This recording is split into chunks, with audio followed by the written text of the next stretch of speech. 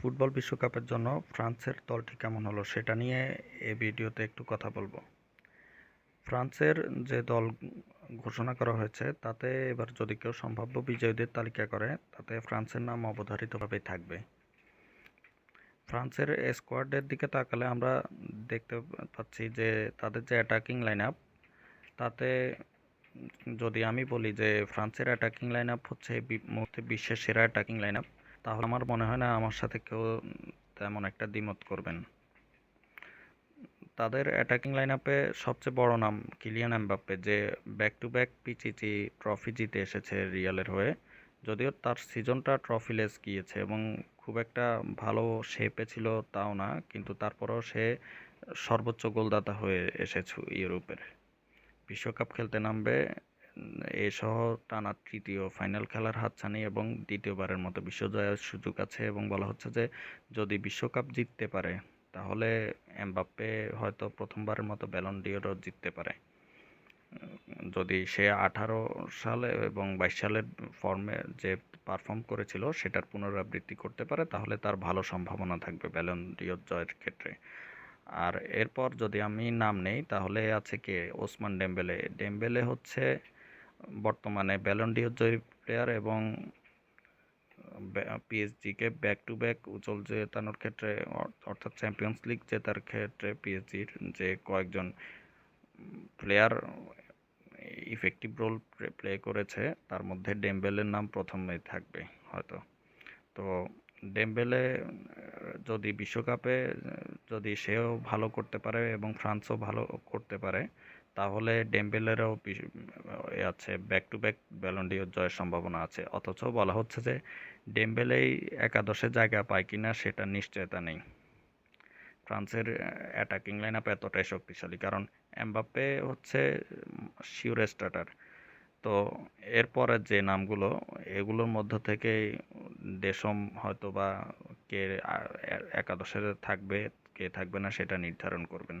Mbappe fit থাকলে, যদি injury মুক্ত থাকে তাহলে এমবাপ্পে হচ্ছে শিওর স্টার্টার। এরপর হচ্ছে ডেম্বেলে, ওলিস, যে বায়ার্ন মিউনিখের হয়ে একটা ডিসেন্ট মৌসুম কাটিয়েছে এবং অলিসের খেলা যারা দেখেছি আমরা তারা সবাই জানে অলিস অনেক ভালো একটা শেপে ছিল এবং সে বিশ্বকাপে খেলতে যাচ্ছে ভালো ফর্মে থেকেই। এরপর ডিজেরিয়া দুয়ে, সেও ডেম্বেলের পিএসজি এবং ন্যাশনালের সতীর্থ, তাকে নিয়েও আসলে নতুন করে বলার নেই। সেও ভালো একটা মৌসুম কাটিয়েছে। এবং এরপর আছে রায়ান চেরকি, সিটির হয়ে খেলেছে, সিটির হয়ে মোটামুটি খুব একটা হয়তো সিটির হয়ে সিটি শিরোপা জিততে পারেনি, সেজন্য তার নামটা ওইভাবে আলোচনায় আসছে না, কিন্তু চেরকিও শুরুতে দিকে বেশ ভালো শেপে ছিল এবং সে যেটা খেলেছে আমার মনে হয় যে সুযোগ পেলে ভালো করবে।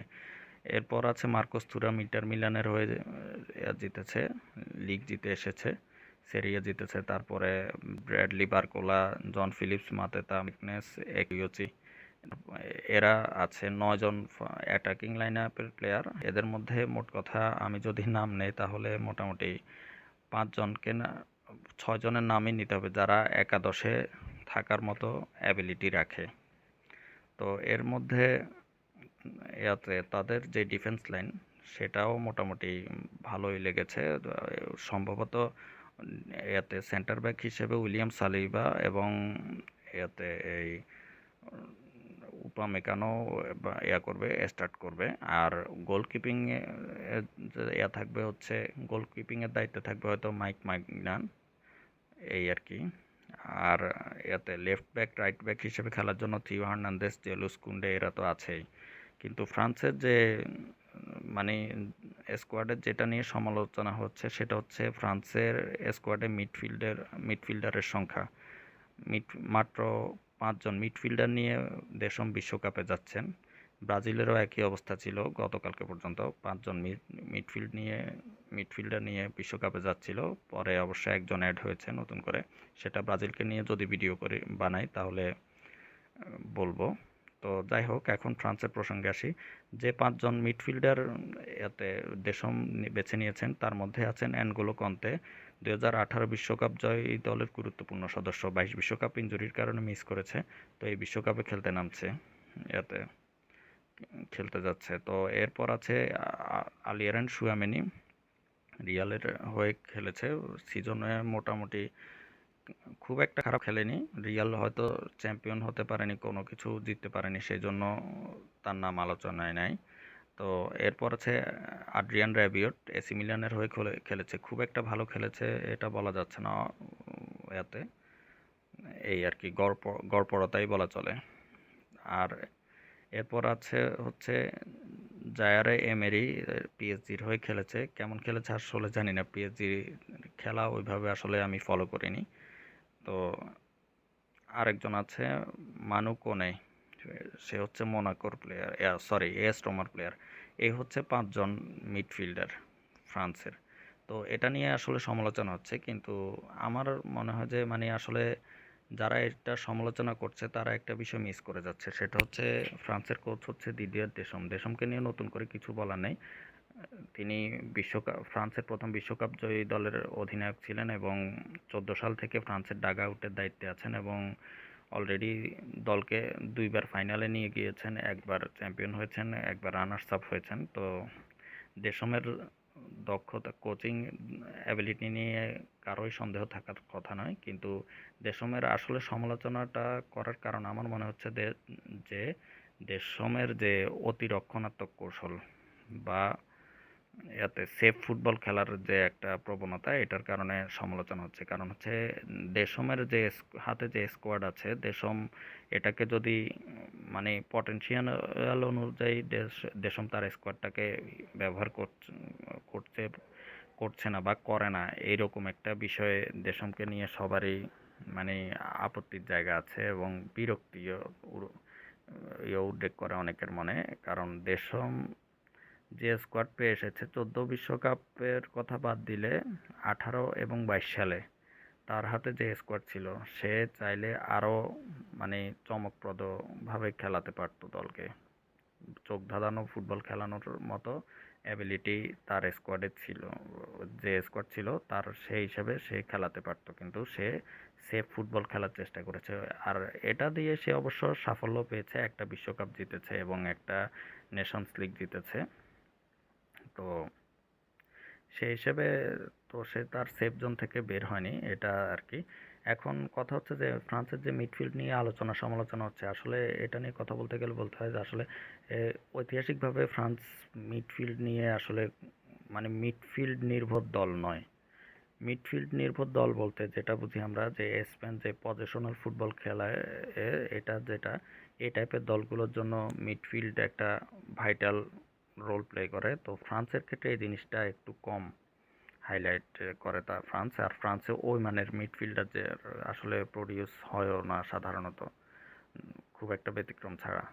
তো দেখা যাচ্ছে যে এখানে যে মিডফিল্ডার আছে এটা তো আছে, এই ৫ জন মিডফিল্ডারের মধ্যে কন্তে কেমন করে, কন্তের বয়স হয়েছে, তার কাছ থেকে ১৮ সালের পারফর্ম আশা করাটা আসলে একটু বেশি হয়ে যায় মনে হয়। তারপরে বিশ্বকাপ আসলে কেমন করে খেলে সেটা মাঠে নামলেই বোঝা যাবে। এছাড়া র্যাবিওটেরও ফর্ম পড়তির দিকে আছে। তো সুয়ামেনি তো ক্রিয়েটিভ মিড না। এই মিড নিয়ে আসলে যারা আছে মোটামুটি পরীক্ষিতই, ৩ জনের কথা যে নাম নিয়েছি এরা পরীক্ষিত মিডই। কিন্তু সমস্যা হচ্ছে ফ্রান্সের মিডে ক্রিয়েটিভিটির অভাব। তো ফ্রান্স আসলে মিডের ক্রিয়েটিভিটির উপর ওইভাবে নির্ভরশীল দল নয়, কতিপয় ব্যতিক্রম ব্যতীত।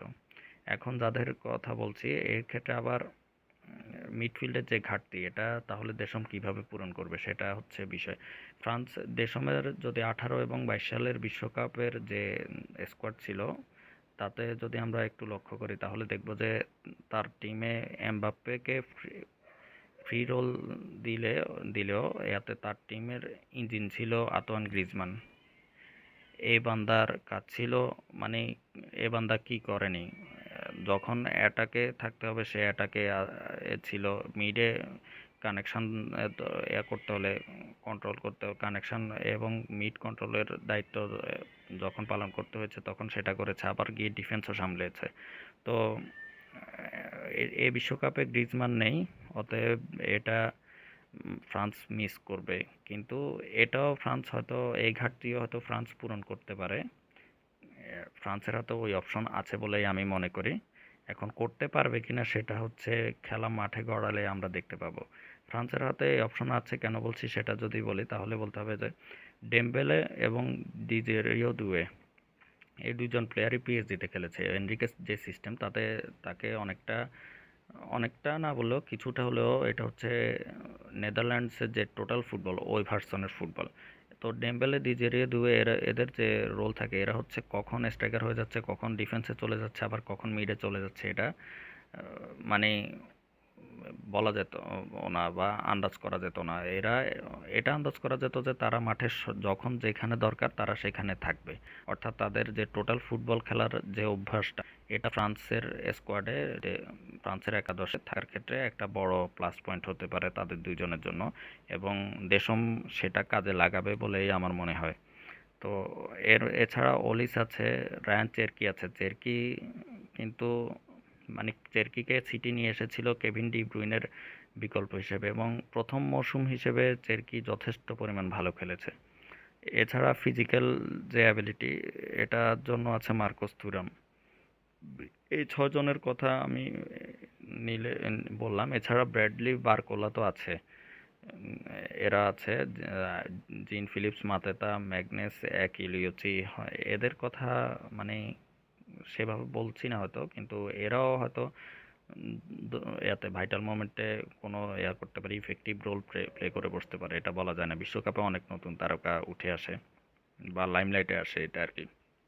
এখন যদি বলি যে মিডের যে সমস্যাটা, আন্তোয়ান গ্রিজম্যানের অভাবটা পূরণ করার মতো সামর্থ্যটা আমার মনে হয় যে ডেম্বেলে এবং ডিজেরিও দুয়ের মধ্যে আছে। এই দুজনকে যদি দেশম করতে পারে, ওইভাবে সেট করতে পারে, তাহলে ফ্রান্স মিডফিল্ডের যে ক্রিয়েটিভিটির অভাব, এটা নিয়ে খুব একটা সমস্যায় পড়বে না। কারণ এর সাথে যদি কানেকশনটা এরা দুজন করতে পারে, মেনটেন করতে পারে। এর পাশাপাশি রায়ান চেরকি আছে, ওলিস যেটা খেলে, ওলিসের খেলার যে ধরন, আমার কাছে মনে হয় যে ফ্রান্স এটাকে ওভারল্যাপ করে আসতে পারবে।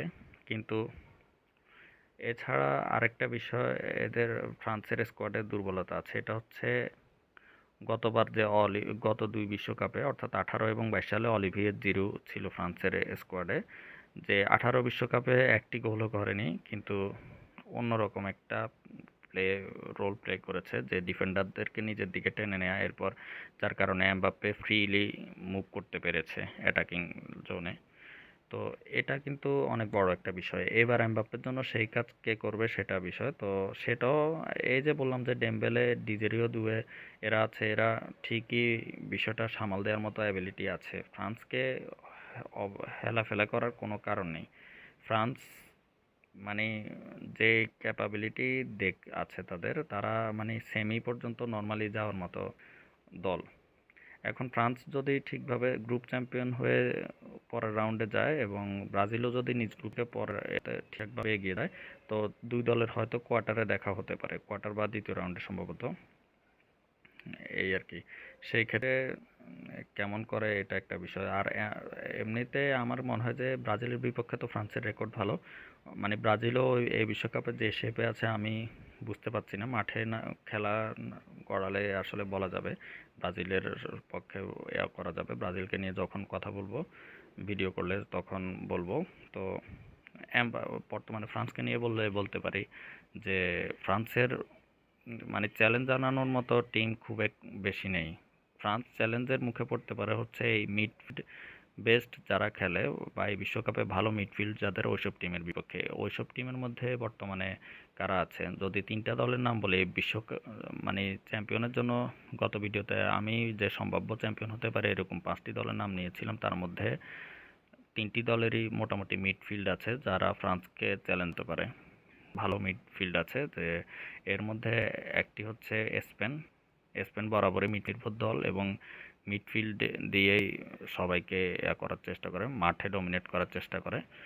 আর পর্তুগালের যে মিডফিল্ড এটাকে বলা হচ্ছে এবার বিশ্বের সেরা মিডফিল্ড। আসলে এই তাদের দলে যে মিডগুলো আছে এগুলো দেখার মতো। ওদের ক্যাপাবিলিটি আমরা মোটামুটি যারা ক্লাব ফুটবল ফলো করি তারা অবগত আছি ক্যাপাবিলিটি সম্পর্কে, কিন্তু মাঠে কতটুকু কি করতে পারে সেটা তো খেলতে নামলে দেখা যাবে। আর এছাড়া আর্জেন্টিনার মিড কথা বলতে হবে। আর্জেন্টিনার মিডে হয়তো ম্যাকঅ্যালিস্টারের সিজনটা খুব ভালো যায়নি। এনজো ফার্নান্দেজও ক্লাবের এর কারণে, এনজো ফার্নান্দেজও চেলসির যে খেলার মান এটার কারণে এনজো ফার্নান্দেজের খেলাও লাইমলাইটে আসেনি সেভাবে। কিন্তু এই দুইজন পরীক্ষিত মিড আর্জেন্টিনার স্কোয়াডের, এরা কিন্তু এই যে দীর্ঘদিন গত বিশ্বকাপে ছিল এতে নতুন মুখ, কিন্তু এবারের জন্য এবার কিন্তু এরা পরীক্ষিত সৈনিক হিসেবে মাঠে নামছে। তো আর্জেন্টিনার যে মিডফিল্ড এটা কিন্তু হেলাফেলা করার জায়গা নেই। লো সেলসও আছে, তারপরে যারা আছে এছাড়াও নতুন হিসেবে নিকো পাজ আছে। এদের সাথে যে মানে মোট কথা আর্জেন্টিনার যে মিড আছে, আর্জেন্টিনা ও ফ্রান্সকে চ্যালেঞ্জ জানাতে পারবে। আর গত বিশ্বকাপের ফাইনালে আমরা তো দেখেছি আর্জেন্টিনার খেলা, আর্জেন্টিনা কিভাবে পুরো 70 মিনিট পর্যন্ত ডমিনেট করেছিল। 70 মিনিটের পর থেকে ফ্রান্স শেষের দিকে একটু মানে খেলায় ফিরেছিল, সেটা ভিন্ন বিষয়। কিন্তু আর্জেন্টিনা চাইলে মানে আর্জেন্টিনা যে এই 70 মিনিটের মধ্যে আরও গোল পায়নি সেটাই হচ্ছে আশ্চর্যের বিষয় লেগেছিল আমার কাছে। সেদিন আসলে ভালো দল ছিল আর্জেন্টিনাই 70 মিনিট পর্যন্ত। এরপর যেটা খেলেছে ফ্রান্স, এমবাপ্পের যে ইন্ডিভিজুয়াল ব্রিলিয়ান্স এবং এতে ন্যূনতম সুযোগকে কাজে লাগানোর কারণে হয়তো ফ্রান্স খেলায় ফিরেছিল এই আর কি। সেই জন্যই বলবো মানে এই তিনটি দলের সাথে যদি মুখোমুখি হয় ফ্রান্স, তখন ফ্রান্সের চ্যালেঞ্জের মুখে পড়ার সম্ভাবনা আছে। এছাড়া এখন পর্যন্ত আমি আপাতত দেখছি না যে কেউ মানে ফ্রান্সকে চ্যালেঞ্জ জানাতে পারে ওইভাবে বড় দলগুলোর মধ্যে। তো দেখা যাক, মাঠে খেলা গড়ালেই আসলে বলা যাবে কে কেমন খেলে। তবে দেশমের একটা বিষয় নিয়ে আমি খুব বিরক্ত, এটা হচ্ছে দেশম যে সিস্টেম ফলো করে ওই সিস্টেমে সে চাইলে তার হাতে যে অস্ত্রগুলো আছে অর্থাৎ যে প্লেয়ারগুলো আছে এগুলো দিয়ে অনেক ভালো ফুটবল খেলাতে পারে। কাউন্টার অ্যাটাক বেসড ফুটবল খেলালেও সেটাতে মানে সর্বোচ্চ উৎকর্ষ যেটা চোখ ধাঁধানো যে ফুটবলটা আমরা আশা করি কাউন্টার অ্যাটাকে, সেটা খেলানোর মতো স্কোয়াড তার হাতে আছে। কিন্তু সে সবসময় যেটা ইয়ে করে যতটুকু প্রয়োজন ততটুকু আয়োজন, একটা কথা আছে না, ও এই এর মধ্যে এই ধারার মধ্যে সীমাবদ্ধ থাকে। অথচ তার যে স্কোয়াড আছে, আমরা যদি বলি যে মরিনহোর প্রথম রিয়ালের হয়ে যে খেলেছিল 3 মৌসুম কাটিয়েছিল, ওই সময়ের রিয়ালের কথা যদি স্মরণ করি, মরিনহো কিন্তু কাউন্টার অ্যাটাক বেসড কোচ, অর্থাৎ কাউন্টার অ্যাটাক নির্ভর খেলা খেলান, স্পার্ক খেলান করেছে। কিন্তু রিয়ালে এসে যখন তিনি আক্রমণাত্মক খেলাচ্ছিলেন এবং রেকর্ড সংখ্যক গোল করলেন, যে তার দল দ্বিতীয় সিজনে রেকর্ড 100 পয়েন্টে লিগ জিতলো এবং কি 121 গোল করেছিল। তো ওই সময়ের একটা সাক্ষাৎকারে হয়তো সংবাদ সম্মেলনে হয়তো বা কোথাও তাকে সাংবাদিকরা প্রশ্ন করেছিল যে আপনি যে ধরনের ফুটবল খেলান রিয়ালে একই ধরনের ফুটবল না খেলিয়ে আক্রমণাত্মক খেলাচ্ছেন বা কাউন্টার অ্যাটাকে খেলালেও এটা আরও মানে শানিত হয়েছে, এর কারণটা কি? তো তখন মরিনহো যা বলেছিলেন সেটা হচ্ছে আমার হাতে বিশ্বের সেরা প্লেয়ারগুলো আছে। এখন যদি আমি তাদের থেকে সেরাটা না বের করি তাহলে কখন বের করব? তার উত্তরটা অনেকটা এরকম ছিল। তা আমারও দেশম ক্ষেত্র আমার এক কথা যে তা তোমার হাতে ভাই অস্ত্র আছে, তুমি সেটা সর্বোত্তম ব্যবহার কেন করবে না?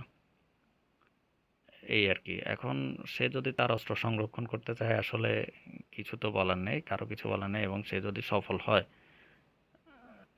তাতে আসলে আর কি করা? আমাদের হয়তো দর্শকরা হয়তো যে এরা চায় খেলার মধ্যে যে সর্বোচ্চ পরিমাণ উৎকর্ষ ওটা হোক, উৎকর্ষে পৌঁছাক খেলাটা, ওইটা চাই, ওইটা তো বলছে। কিন্তু তার দল বা তার দেশ তার খুশি থাকে এটা, তাকে যারা নিয়োগ করেছে তা যদি খুশি থাকে তাহলে চলে আমি কি বলবো। তো এবার কেমন দলকে এটা দেখারই অপেক্ষায় রইলাম আর কি। তো ধন্যবাদ, সবাই ভালো থাকবেন। আর আমার নতুন YouTube channel the sports lab, এটাতে সবাই চাইলে সাবস্ক্রাইব করে পাশে থাকতে পারেন। ধন্যবাদ।